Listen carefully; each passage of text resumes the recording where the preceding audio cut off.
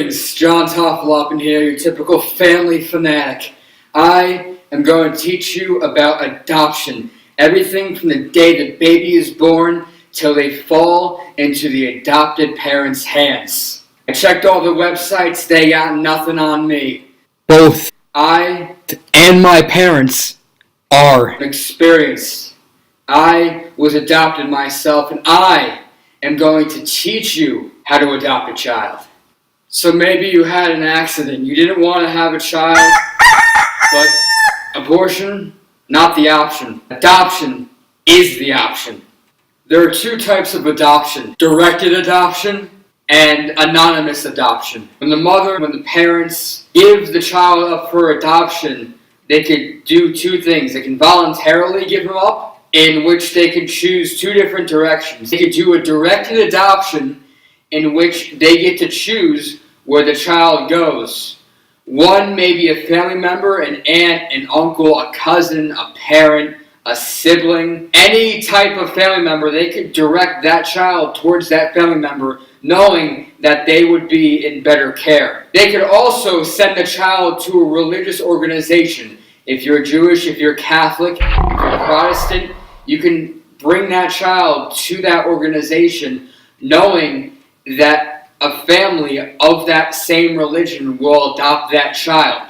You could also go through an anonymous adoption, which means you voluntarily give your child up to the state, social services, DYFS, whatever organization wants to take it, and you won't know or have any power as to where the child goes. Sometimes individuals call the state on you because they believe you can't take care of your child. Social services comes in, they give you 30 days, sometimes 60 days, maybe a few months if they're nice, to get your act together. If you don't get your act together, the child gets taken away out of your care. First they call family.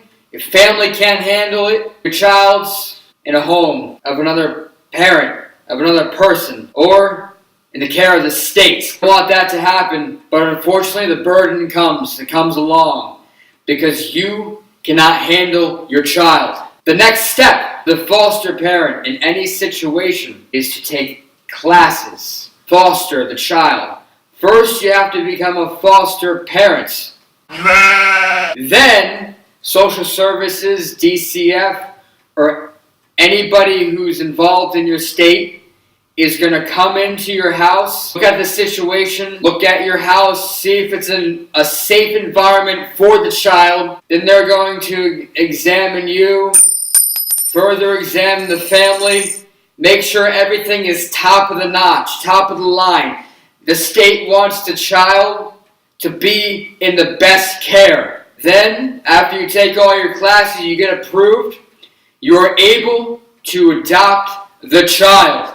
The pros of adopting a child is you're rescuing it, you're helping the biological parents by making it your own, and guiding it towards success. The cons: it's costly, it's challenging, and you don't know the history of the child and where it's coming from. It might have been coming from an abusive family, and you might have problems later on where the child turns on you. Let me reiterate the steps for you. First, the child is voluntarily or involuntarily put up for adoption to either another family member or to an organization or to the state. If it's put up to the state either chooses a family or another family find interest in you. Whatever the case, that new family, those new set of parents or guardians have to take foster classes. After they take foster classes, the state comes in and makes sure the situation is safe. When the situation is deemed safe, then you can officially adopt the child.